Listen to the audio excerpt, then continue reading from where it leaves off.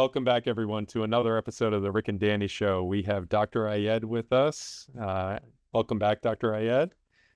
Rick, we're talking more about bispecific antibodies. I'm sorry, it's not a radiation topic, but this is pretty interesting, don't you think? Oh, Welcome, absolutely. No, I certainly welcome. more interesting than anything I have to talk about. So I'm just pleased that we got someone who knows what they're talking about and Dr. Ayed. And I'm learning quite a bit. Danny, you probably aren't learning as much because you knew a lot of this already, but I think our listeners are hopefully enjoying this educational session on something that really is at the cutting edge of sort of cancer therapy. We welcome talked a lot about bispecific antibodies, how we started introducing them at our, CSNF location at the Riverside campus. One of the things, Dr. Ayed, I wanted to point out, and I think I, came across this with a patient I had recently. When you talk about just general blanket term bispecific antibodies, I think some people confuse that all bispecific antibodies are bispecific T-cell engagers, meaning that there is a risk of that cytokine release syndrome. But there are some bispecific antibodies where we don't worry about cytokine release syndrome. And so I think as we get more antibody therapies approved, that's going to be a little confusing to the support staff who treat patients. And, if you can kind of elaborate on that a little bit about, when do we worry most about the cytokine release syndrome versus the drugs that we have approved now that do not induce that cytokine release syndrome? Yes, yeah, absolutely, Danny. So, as you had pointed out, not all bispecific antibodies lead to the serious side effects that we had talked about last time, which include cytokine release syndrome and a number of other immune-related side effects. So, the term bispecifics simply means that the antibody recognizes two different targets at the same time. When that target involves the immune system or engages the immune system, for instance, one commonly used target is a protein called CD3. It sits on a type of immune cell called T cell. So if one of the targets engages one of the immune cells, it can lead to unleashing a strong immune response, an intense immune response. And that can sometimes lead to serious side effects, some of which are known as cytokine release syndrome. And the other is called ICANS, where it can lead to confusion and neurological side effects. There are, however, other bispecific antibodies that target two different areas that do not involve the immune system. It might involve a target on, for instance, the blood vessels, or it may have a target on, or both targets may be on the cancer cell. And so whenever you're not engaging the immune system, that risk of having severe immune activation or intense immune activation is not there. You can still have other potential side effects, but not the CRS condition that we worry a lot about, which may cause patients to get really, really sick. And so the ones where patients need to do, the antibodies where patients need to do an initial ramp up or step up dosing at a more comprehensive site involve the ones that engage the immune system or can potentially lead to cytokine release syndrome. Yeah, I think that was where the confusion came with some of our support staff, was introducing a drug that's a bispecific antibody, not engaging the immune system, but has two targets. I think educating that most likely you're not going to have the severe forms of cytokine release syndrome in those cases. But even, my reading, historical monoclonal antibodies like rituximab and some of the other ones we used to treat lymphomas and leukemias still have a little bit of a risk that you could have some cytokine release syndrome, probably milder forms. That is true. It would tend to be a milder form, and it essentially boils down to the premise that you are engaging the immune system. Whenever you're revving it up, you can run the risk of these potential side effects. And A lot of times, patients ask me, well, why did the immune system work to start with? Why are we having to rev it up? And the reason for that is that sometimes the immune system can get overwhelmed by cancer cells, and sometimes cancer cells get really smart and they can evade the immune system. So in those situations where cancer is growing and it's spreading, it's because the immune system has failed to stop it, and so we try to help it to kind of fight the cancer and overcome it, because that is really the most effective tool.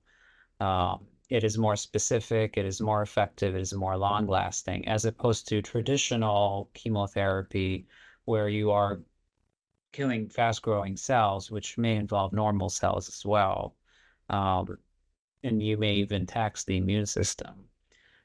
But with these newer treatments that we are utilizing, we're trying to enhance the immune response rather than blunt it, and trying to be more specific when targeting cancer. And there's a lot of research now looking at combining bispecific antibodies with traditional chemotherapy, because that can have a benefit, in especially in initial treatment of patients where there's a lot of cancer. Sometimes when you're combining both chemotherapy plus a bispecific antibody, you're achieving a higher kill rate. You're killing a lot of cells all at once, and at the same time, you are pushing the immune system to kind of go after whatever cells are left behind.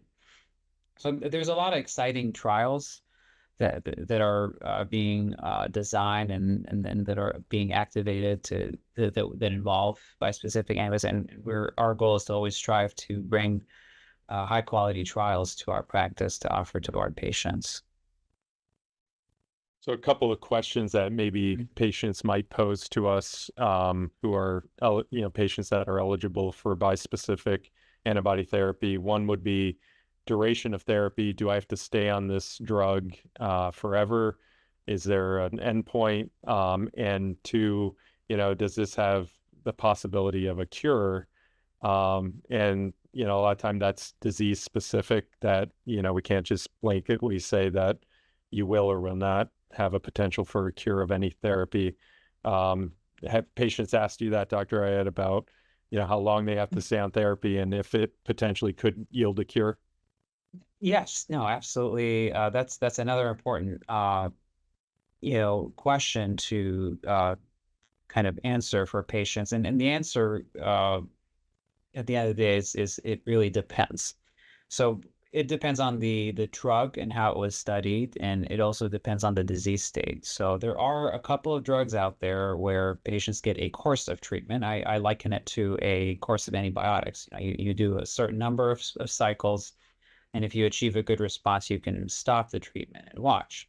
And a lot of patients go into what we call a long-term remission. Because these drugs haven't been around for that long, it's hard to tell yet whether these treatments are curative or not. They are potentially curative in some cancers. The thought is that if you achieve a full response, for instance, in large cell lymphoma, and the patient is disease-free 2, 3 years later, it's highly unlikely it will come back. There are no guarantees, but we are starting to see that some patients remain in remission for an extended period of time. And that the term that we're starting to use these days is functional cure, meaning that it's just we're not seeing any cancer, and the patient's off treatment, they're being monitored. So that is something that we can see with certain types of cancer, with certain types of bispecific antibody treatments. Other cancers, we don't have enough data to inform whether patients can get off treatment. For instance, in myeloma, patients continue to be on the treatment for as long as it's working. There is an increasing interest in studying drugs to be delivered in what we call a fixed duration therapy fashion, meaning that the patient gets a fixed course of treatment and then they're watched after that. There are benefits to this. Patients can get off treatment. It can have benefits in terms of quality of life. It can have benefit in terms of cost of care. That is something that is garnering attention and is being looked at where appropriate. And there are also new tools that we are looking at to determine whether a patient is truly in remission or not. For the longest time, we've depended on conventional blood tests and scans like CT scans and PET scans. Nowadays, we're able to analyze cancer DNA in the blood. That's still being investigated and is probably going to become a standard of care at some point in certain cancers. For instance, you can analyze the amount of lymphoma in the blood or the amount of myeloma in the bone marrow at a very precise in a very precise way at a very small level of detection. And that's usually using what we call minimal residual disease testing, which uses molecular methods, sophisticated methods to analyze for cancer DNA. Right. Yeah, I think what's interesting about that in the myeloma space is more data coming out about patients who receive CAR T cell therapies and afterward, 5+ years down the line are still minimal residual disease negative on their next generation testing. And, are those patients truly cured of their myeloma? Is it just in a dormant state? And at some point they're going to relapse, but I think there are some experts out there that think that patients are becoming cured from CAR T cell therapy.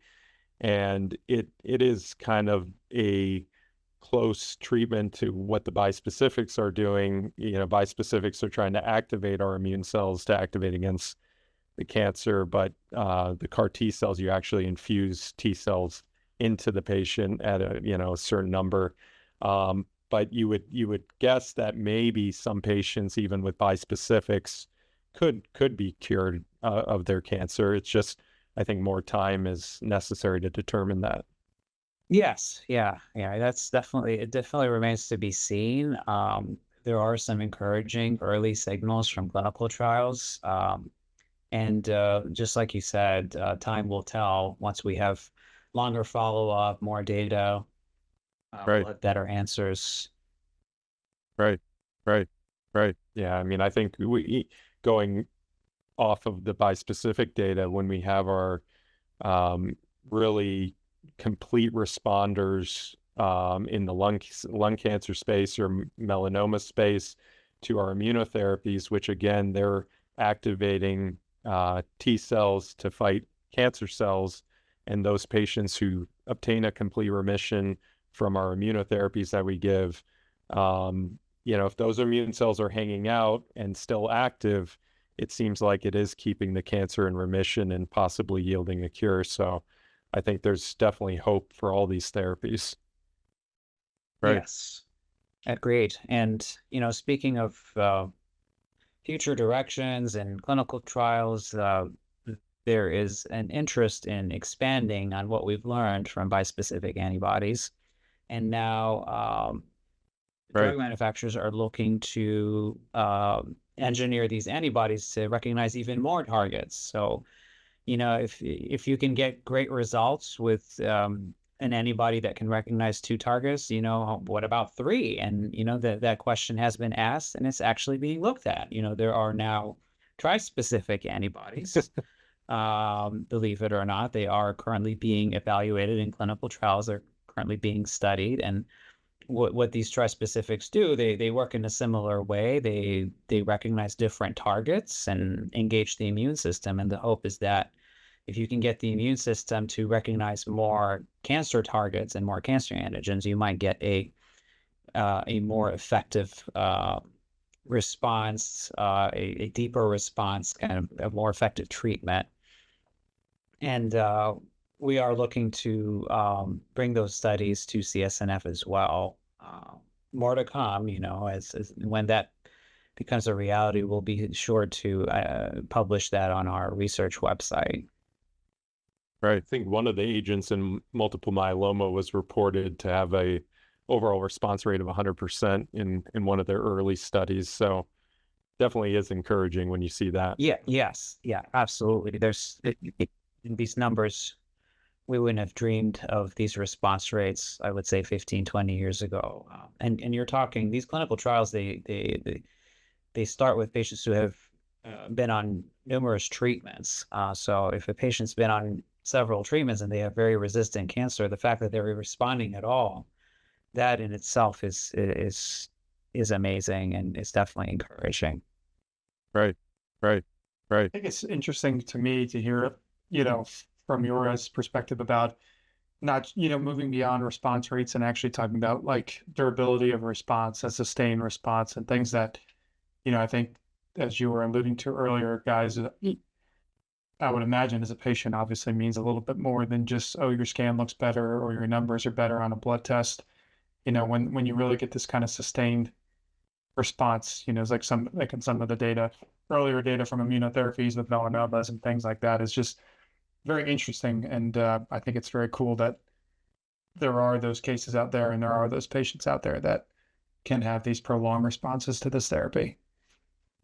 Right, right. I think the interesting part about it is, MRD negativity, minimal residual disease negative, meaning down to 1 in a million cells.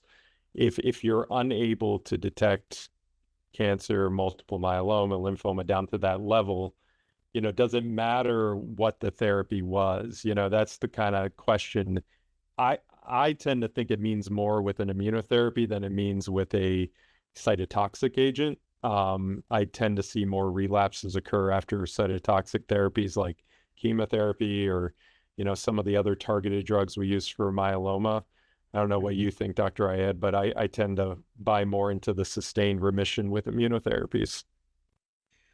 Yeah, I think I would agree with you, and I think part of that is because when the immune system is trained to seek out and destroy cancer, you have that long lasting immunity. It's kind of similar to what you get, for instance, with immunization or vaccination. So there are some vaccines out there you get them, when you're in childhood and you get long lasting immunity, and it's kind of a similar concept, not exactly the same, but a similar concept in the sense that the immune system gets trained to recognize and fight these cells.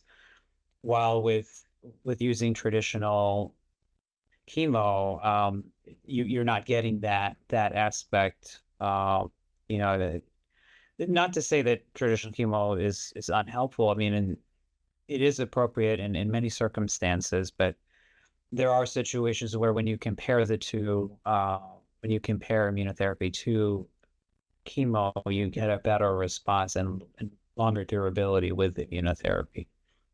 Right. And a lot of that will depend on the cancer type and the amount of disease a patient has and a lot of other factors, which is why it's very important to study these drugs in a clinical trial setting, because you kind of account for all these confounding factors, and you're basing it on science, you're basing it on solid evidence and not just based on chance or circumstance.